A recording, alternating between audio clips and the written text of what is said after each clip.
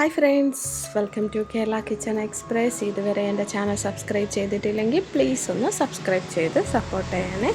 ഇന്ന് നമ്മൾ അടിപൊളി ഒരു ചട്നി റെസിപ്പിയാണ് കാണാൻ പോണേ. ഇതൊരു തമിഴ്നാട് സ്ട്രീറ്റ് ഫുഡ് സ്റ്റൈലിലുള്ള ഒരു ചട്നിയാണ്.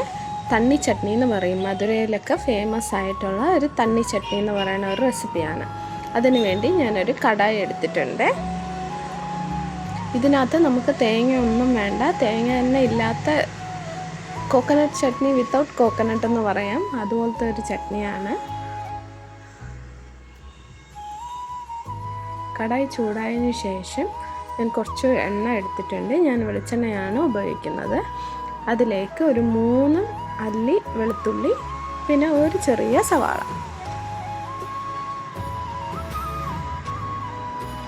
ഇതൊന്ന് ഒരുപാട് അങ്ങ് വഴറ്റി കളർ മാറാൻ പാടില്ല. അപ്പം നമ്മുടെ ഈ ചട്നിയുടെ കളറും അങ്ങ് മാറും. നമുക്ക് നല്ല വൈറ്റായിട്ട് തന്നെ ഇരിക്കണം. അതിനുവേണ്ടി ജസ്റ്റ് ഒന്ന് സോട്ട് ചെയ്തെടുത്താൽ മതി. അതിൻ്റെ കൂടെ എരിവിന് ആവശ്യത്തിനുള്ള പച്ചമുളകും കൂടെ ആഡ് ചെയ്ത് കൊടുത്തിട്ടുണ്ട്.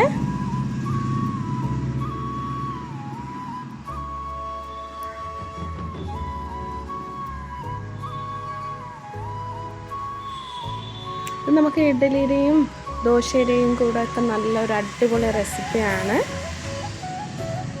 നമുക്കിതൊന്ന് വഴന്ന് കിട്ടാൻ വേണ്ടി ഞാൻ ഇത്തിരി ഉപ്പ് ചേർത്തിട്ടുണ്ട്. ഒരു ചെറിയ കഷ്ണം ഇഞ്ചി. അപ്പോൾ നമ്മൾ എണ്ണ ചൂടായതിന് ശേഷം വെളുത്തുള്ളി, ഒരു സവാള, ഇത്തിരി പച്ചമുളക്, അതുപോലെ ചെറിയ കഷ്ണം ഇഞ്ചി, പിന്നെ ഉപ്പും കൂടെ ഇട്ടിട്ടുണ്ട്. നമ്മളപ്പോൾ ചമ്മന്തി അരയ്ക്കുമ്പോൾ നമുക്ക് സൂക്ഷിക്കുക. നമ്മൾ ഓൾറെഡി കുറച്ച് ഉപ്പ് നമ്മളിവിടെ ആഡ് ചെയ്തിട്ടുണ്ട്. അതിനനുസരിച്ച് വേണം ഉപ്പ് നമ്മൾ രണ്ടാമത് ആഡ് ചെയ്യാൻ.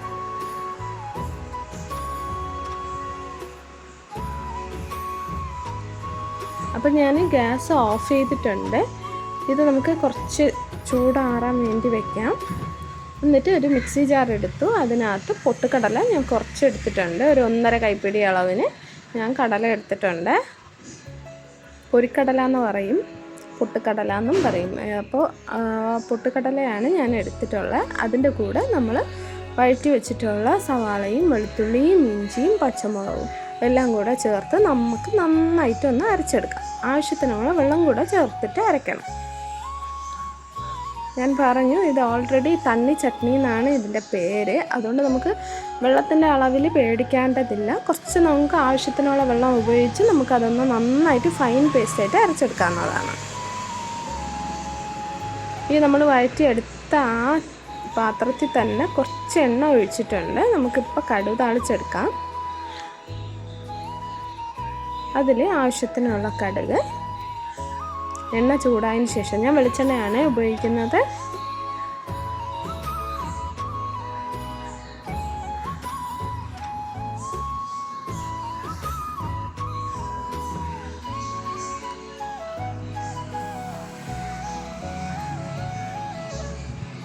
നന്നായിട്ട് കടുകൊക്കെ പൊട്ടിയതിന് ശേഷം 2 വറ്റൽമുളക്, അതുപോലെ കുറച്ച് കരിവേപ്പില.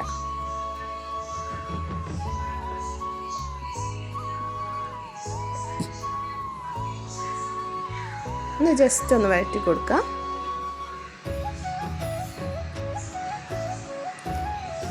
ഈ സമയം കൊണ്ട് നമുക്ക് നമ്മുടെ വഴറ്റി വെച്ചിരുന്ന മസാലയൊക്കെ നന്നായിട്ടൊന്ന് ആറിയിരിക്കും. അതിനെ ഞാൻ അരച്ചെടുത്ത് ഇപ്പം ഞാൻ ഈ താളിച്ചതിൻ്റെ കൂടെ ചേർക്കുന്നുണ്ട്. നിങ്ങൾക്ക് എത്ര വെള്ളം ചേർക്കണോ ആ ഒരു കൺസിസ്റ്റൻസിയിൽ നന്നായിട്ട് ഇതിനകത്ത് വെള്ളം ചേർക്കാവുന്നതേ ഉള്ളൂ. ഒന്ന് നോക്കാം, നമ്മൾ ഇതിനകത്ത് തേങ്ങ ഒന്നും ആഡ് ചെയ്തിട്ടില്ല. നല്ല അടിപൊളി വൈറ്റ് ചട്നി റെഡി ആയിട്ടുണ്ട്.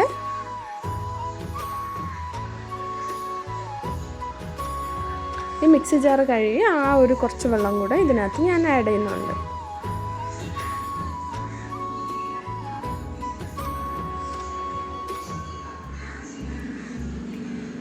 നിങ്ങൾ ഉപ്പൊന്ന് ചെക്ക് ചെയ്യുക. നമ്മൾ ഓൾറെഡി കുറച്ച് ഉപ്പ് ആഡ് ചെയ്തിട്ടുണ്ട്. ഉപ്പൊന്ന് ചെക്ക് ചെയ്യുക. നല്ല അടിപൊളി തണ്ണി ചട്നി റെഡി ആയിട്ടുണ്ട്. ഉറപ്പായിട്ട് നിങ്ങളിതൊന്ന് ട്രൈ ചെയ്യുക. ട്രൈ ചെയ്തിട്ട് ഫീഡ്ബാക്ക് എങ്ങനെ ഉണ്ടെന്നുള്ളത് കമൻറ്റ് സെക്ഷനിൽ പറയുക.